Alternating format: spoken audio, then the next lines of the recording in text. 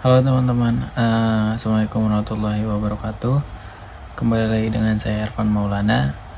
Sudah seminggu atau 2 minggu lalu tidak membuat video learning journal mata kuliah penulisan berita dan artikel ini karena seminggu 2 minggu yang lalu kita sudah melaksanakan atau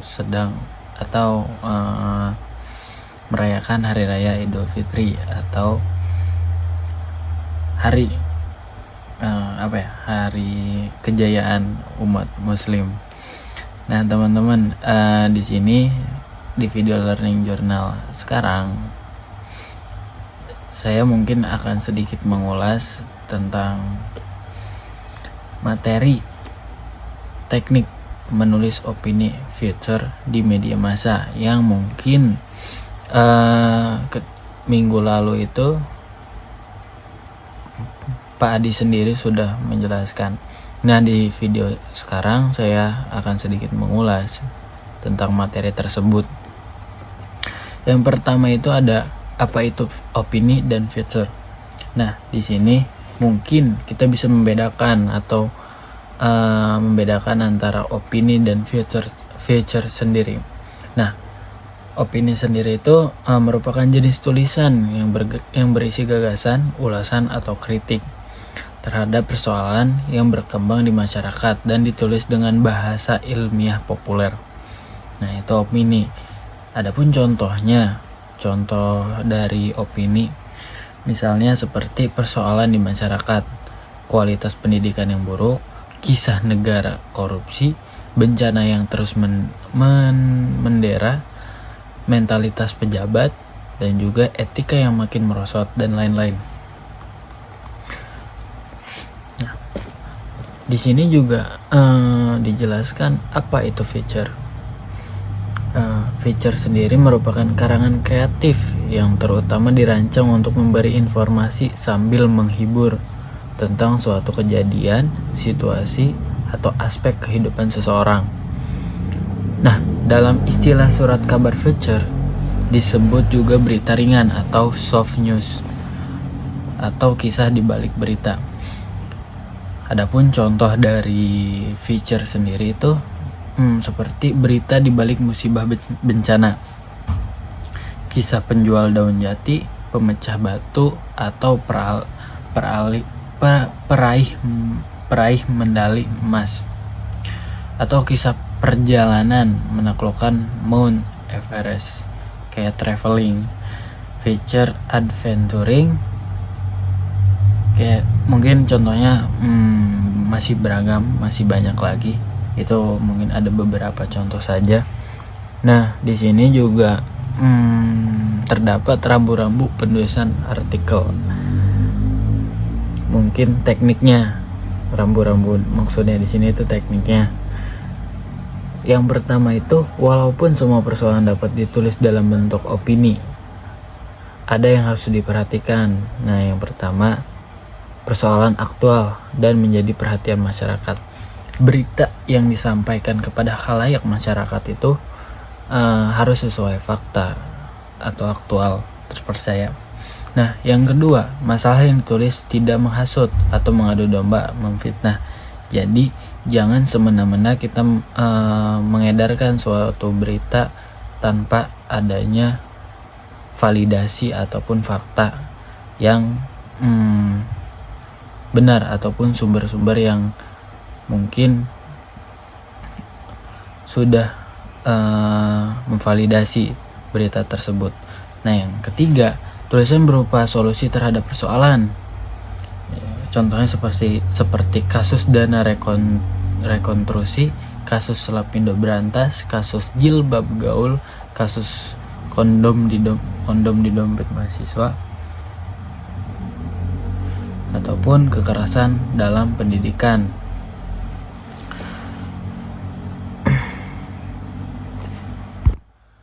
Nah, yang ketiga sendiri itu ada tiga. Yang ketiga itu ada tulisan berupa solusi terhadap persoalan seperti kasus dana rekonstruksi, kasus Lapindo Berantas, kasus jilbab gaul, kekerasan dalam pendidikan, kekerasan seksual ataupun pungli dalam pendidikan profetik ataupun pembebasan kreatif, mandiri dan lain-lain. Nah, adapun teknik menulis artikel opini itu di sini ada beberapa aspek juga. Yang pertama, ada masalah yang akan ditulis. Pastinya semua berita, mau itu artikel opini ataupun artikel feature, itu harus ada masalah yang akan ditulis, masalah yang akan diberitakan. Masalahnya ini dapat diperoleh dari searching di internet, membaca buku ataupun pengalaman, ataupun berdasarkan analisis. Nah, yang kedua, lengkapi masalah dengan bahan pustaka seperti sumber yang jelas ataupun referensi yang jelas. Yang ketiga, bagi penulis pemula, diskusikan masalah dengan teman ataupun pakar.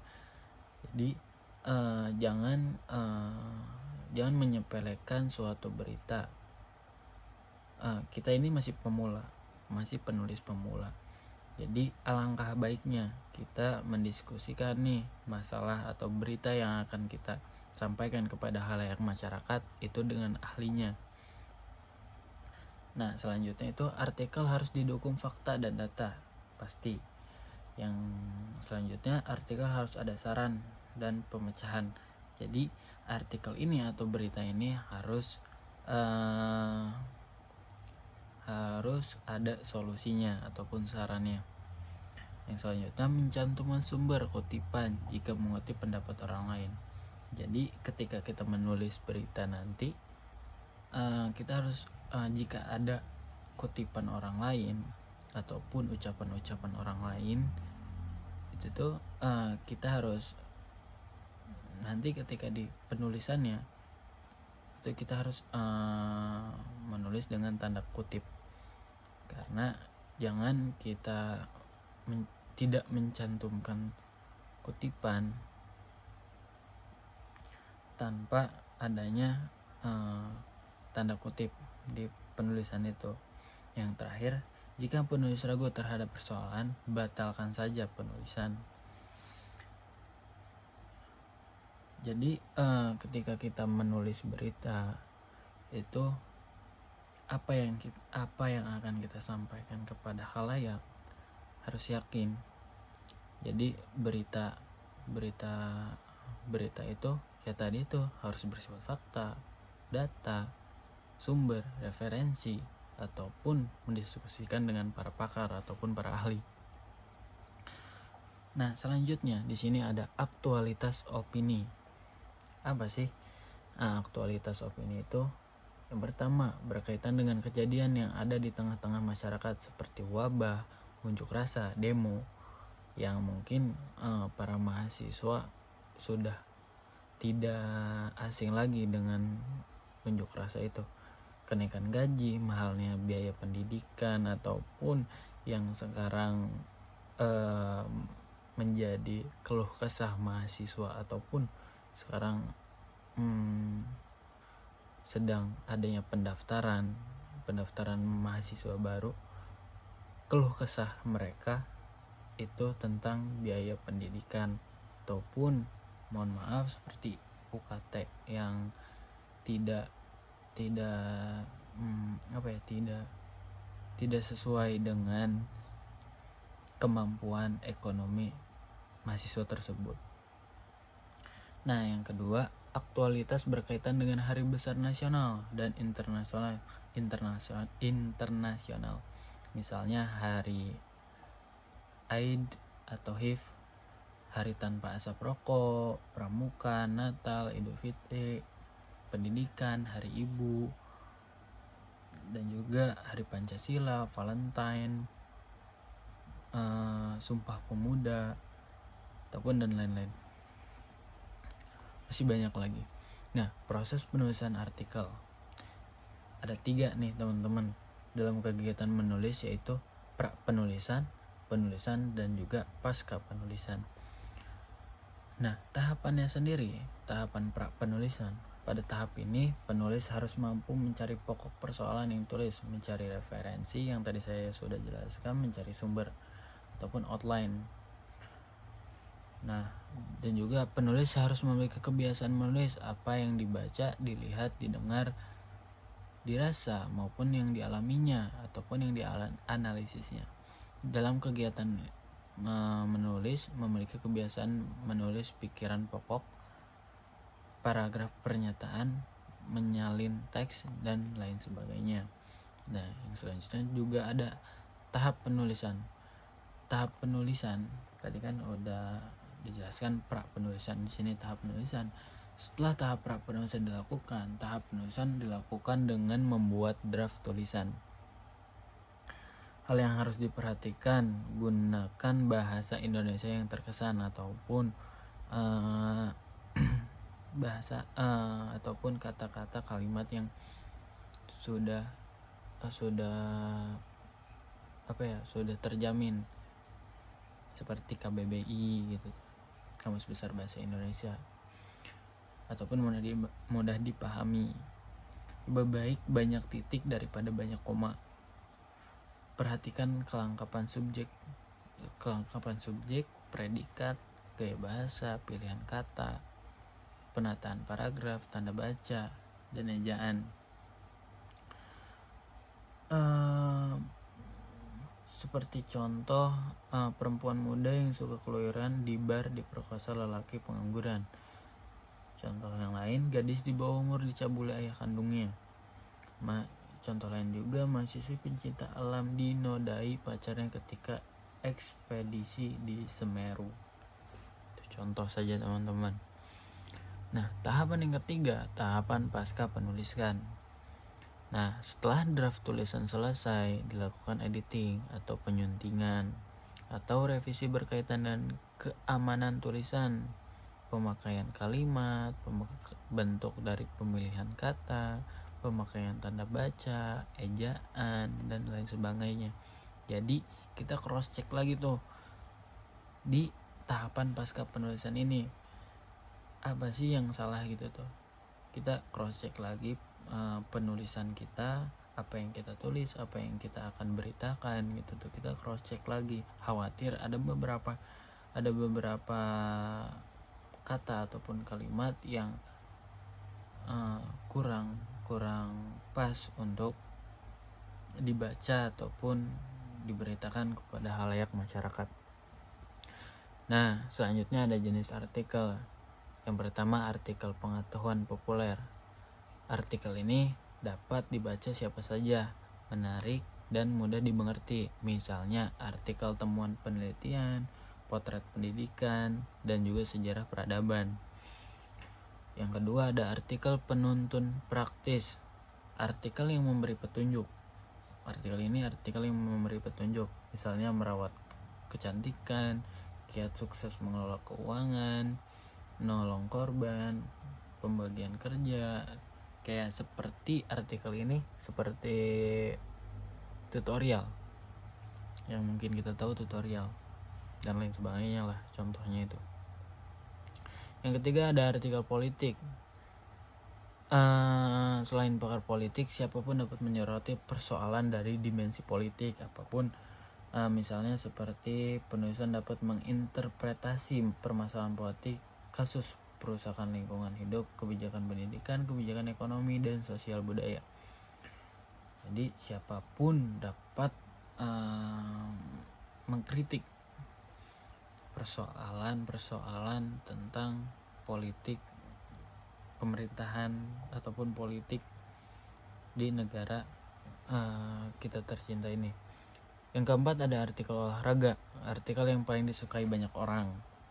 Penulisan dapat menyoroti praktik olahraga, prestasi tokoh olahraga, termasuk gosipnya seperti yang sekarang sedang ramai kita pertontonkan atau kita perbincangkan, seperti timnas Indonesia yang sedang berjuang sedang bertanding untuk sampai ke titik juara. Itu bisa kita jadikan artikel olahraga. Dan juga artikel kebudayaan, artikel untuk sastrawan, seniman, atau penulis yang ingin memaparkan persepsi pandangan mereka terhadap peristiwa yang berkaitan dengan budaya. Penulis dapat mengupas untung rugi kawin campur dalam perspektif sastra dan cinta. Contoh, Keluarga Permana, esai tentang audibus kompleks, sastra dan realitas, dan sebagainya. Resensi. Yang pertama ada penilaian buku, ulasan buku, timbangan buku, pembahasan, penilaian, dan rekomendasi buku yang sudah diterbitkan. Dan juga ada strukturnya nih teman-teman. Ada identitas buku. Identitas buku ini di dalamnya ada judul, penulisan, penerbit. Selanjutnya ada jumlah halaman. Ada tahun terbit, edisi, dan juga harga. Isi buku, bab, subbab, atau yang bisa kita atau yang mudah kita pahami sistematikanya. Menjelaskan isi, struktur buku terdiri dari pendahuluan, isi, dan penutup yang kita tahu. Buku juga sering ada kata pengantar orang lain, dan kata penutup.